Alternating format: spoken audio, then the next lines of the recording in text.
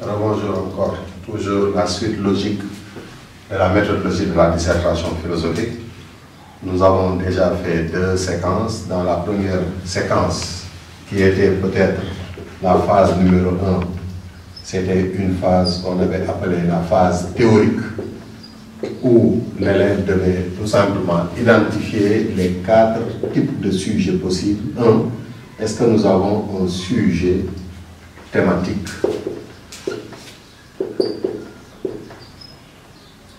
Thèse, qui est une affirmation. Deuxièmement, est-ce que nous avons un sujet thématique? Question. Troisièmement, si nous avons un sujet notionnel, thèse. Et quatrièmement, si nous avons un sujet notionnel, question. Voilà la première chose que l'élève devait identifier, n'est-ce pas? S'il a un sujet thématique, question, ou bien un sujet thématique, thèse, etc. Deuxième chose que nous avons joint à cela, l'élève doit savoir, est-ce qu'il a une thèse, forcément il aura un plan qu'on appellera un plan dialectique. Et s'il a une question, forcément le plan de son devoir sera un plan, vous m'excusez, si c'est une question, si c'est une thèse, le plan sera un plan qu'on appellera un plan démonstratif, du moins. Si maintenant c'est une question, le plan sera un plan qu'on appellera un plan dialectique. Ça, c'était la première phase qui est théorique. N'est-ce pas? Rien qu'en lisant le sujet, l'élève peut savoir ça et ça. La deuxième phase dont nous avions parlé, c'était la phase qu'on appelait la phase de l'analyse. Et la phase de l'analyse, nous avons dit qu'il y avait 3 choses à retenir. 1. Il faut que l'élève, après analyse, nous dise clairement quel est le problème philosophique majeur du sujet. Et deuxièmement, l'élève doit nous donner ce qu'on appelle la reformulation du sujet. Et troisièmement, il nous donne la problématisation du sujet. C'est une fois maintenant qu'il a ces 3 éléments qu'il peut passer maintenant à la dernière phase, donc qui fera l'objet de cette partie qu'on appellera la phase de la rédaction.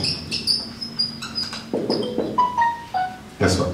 Donc, on va s'atteler pour cette 3e partie qu'on appellera la phase de la rédaction. Donc, une dissertation sera composée d'une phase théorique. Donc, théoriquement, en lisant le sujet, l'élève pourrait avoir ça. 2 informations essentielles, le type de sujet et le type de plan attendu.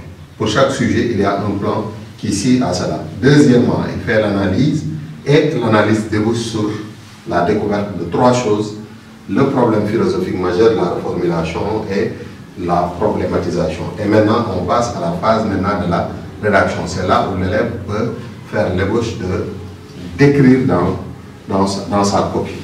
Donc, après avoir fait un récapitulatif de ça, on va tout simplement dérouler cette phase qu'on appelle la phase de la rédaction. Et une rédaction, bien entendu, d'un devoir, tout devoir doit être composé de 3 parties. N'est-ce pas? Le devoir sera composé de 3 parties. Une introduction, un développement et une conclusion. Donc cette phase-là, qu'on appellera la phase de la rédaction.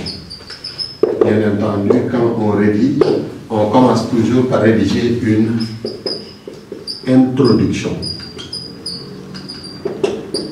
Et c'est quoi une introduction? On a l'habitude de dire qu'introduire un sujet, c'est tout simplement 3 choses. C'est, en termes canoniques, amener le sujet, poser le sujet et problématiser le sujet.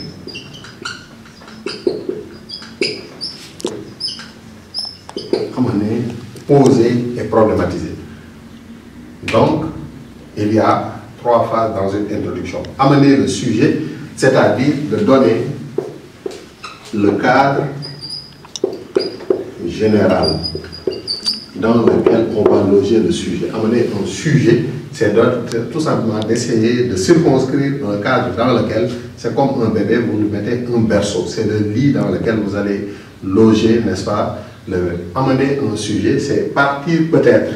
Amener un sujet, vous pouvez partir du général, n'est-ce pas? Vous pouvez partir d'une définition, vous pouvez partir d'un constat, n'est-ce pas?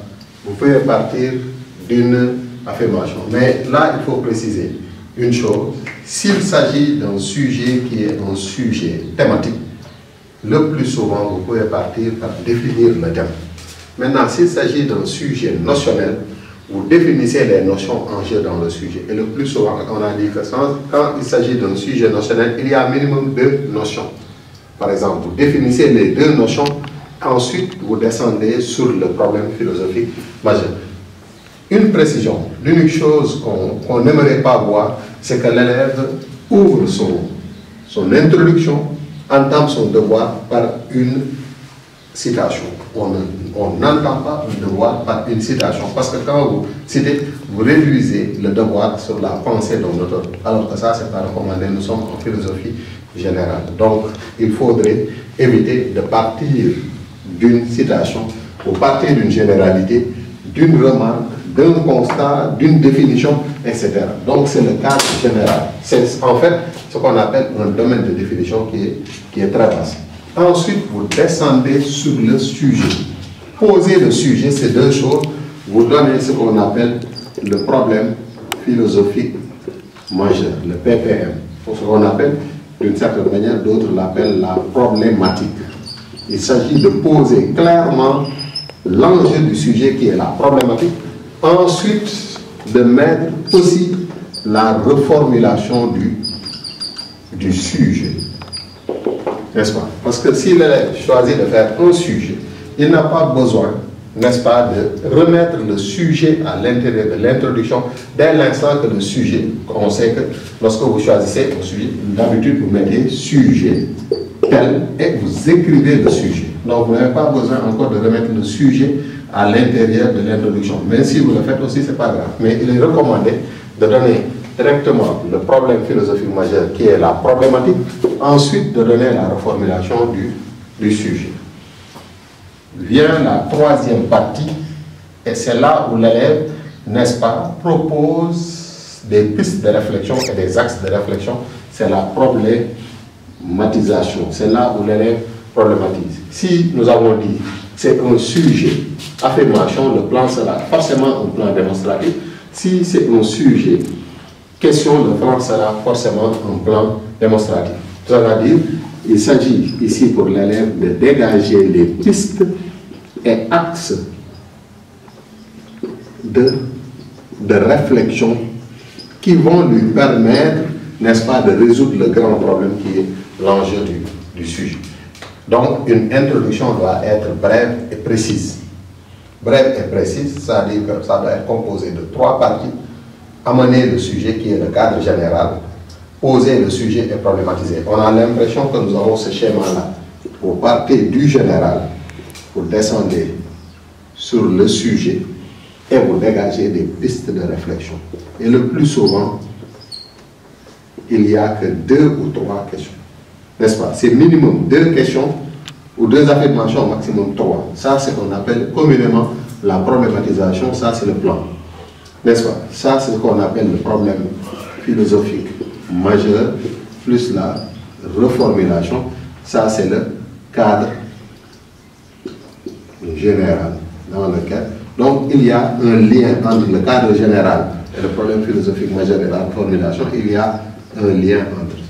Et donc, le plan qui est la dernière partie de l'introduction n'est rien d'autre qu'une promesse. Donc, ça, c'est une promesse. L'élève fait des des promesses. Et une promesse doit être tenue. Une fois qu'elle a fait ça, il termine cette partie, il faut sauter une ligne et aller directement vers la deuxième partie. Et la deuxième partie, c'est ce qu'on appelle le développement. Qu'est-ce qu'on développe? On développe les parties énoncées à la fin de l'introduction. Je dis que la problématisation peut être sous forme affirmative comme sous forme interrogative. Mais l'essentiel, c'est une fois que vous dégagez ces pistes et ces actes de réflexion, il faut tenir promesse, c'est-à-dire qu'il faut essayer de les résoudre, il faut répondre à ces questions. Donc, la deuxième phase, une fois que nous avons fait l'introduction, donc d'une manière générale, voilà l'introduction. L'introduction doit être composée de 3 parties, n'est-ce pas? Amener, oser et problématiser le sujet. La deuxième phase maintenant du devoir consiste à rédiger un développement. Et le développement n'est rien d'autre que le fait de tenir parole, parce que c'est l'élève qui avait dégagé des pistes de réflexion. Il va falloir qu'il nous explique, n'est-ce pas, les tenants et les aboutissants de sa problématisation. Donc, deuxième phase, c'est la partie qu'on appelle le développement. Comme son nom l'indique, c'est la partie où l'élève va maintenant élargir, c'est la partie explicative, c'est la partie démonstrative. Donc, ce développement, on ne peut pas d'une manière générale, parce que il y a au moins, je dis qu'entre 2 ou 3 pistes de réflexion que l'élève trace. Il se pose entre 2 questions ou bien 3 questions, ou bien 2 affirmations et 3 affirmations. Soit ça peut être entre 2 et 3 questions, ou bien 2 et 3 affirmations. Je rappelle que vous ne pouvez pas donner une problématisation, c'est-à-dire un plan avec une seule question. Il y a minimum 2, maximum peut-être 3, mais au moins il y a 2 questions. Qu'est-ce que l'élève va faire? Il va répondre à chaque question, ou bien il va répondre à chaque affirmation. Si il y a une première partie qui était énoncée ici, qu'est-ce qu'on demande dans le développement? On demande à l'élève de nous expliquer. Il y a une partie qu'on appellera une partie argumentative. Il argumente, il donne les raisons. Il faut que l'élève argumente. Donc ici, il n'a pas de restituer un cours mécaniquement ou bien de réciter un manuel. Il s'agit d'expliquer. C'est à l'élève d'expliquer. Il répond à la question clairement en essayant d'argumenter. Deuxièmement, il va illustrer. Comment il y aura une deuxième phase, sera la phase illustrative.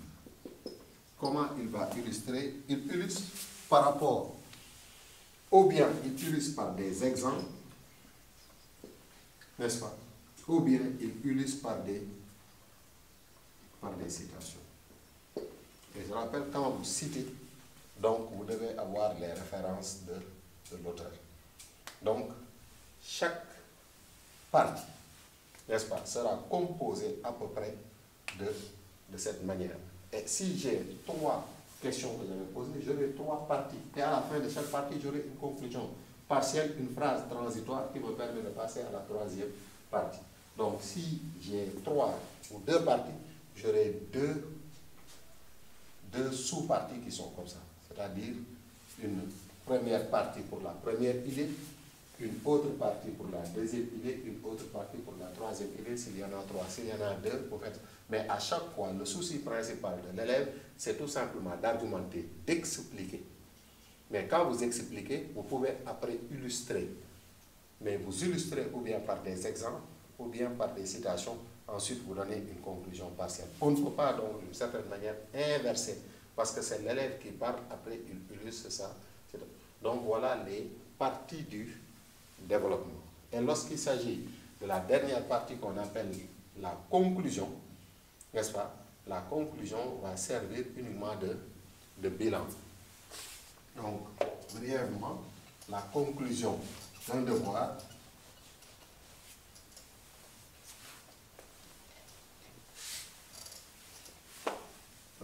troisième partie sera ce qu'on appelle la conclusion.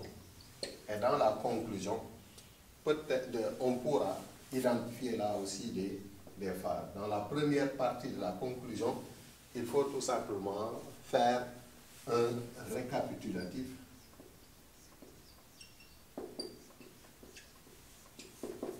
des points essentiels du devoir. Un récapitulatif des points essentiels du devoir. C'est-à-dire, vous rappelez le problème philosophique majeur et vous rappelez les points essentiels du développement. Vous rappelez le problème philosophique majeur et vous rappelez les points essentiels du devoir. Maintenant, si c'est une question, vous répondre à la question du sujet. C'est-à-dire l'élève donne sa position clairement par rapport à la question qui lui était posée.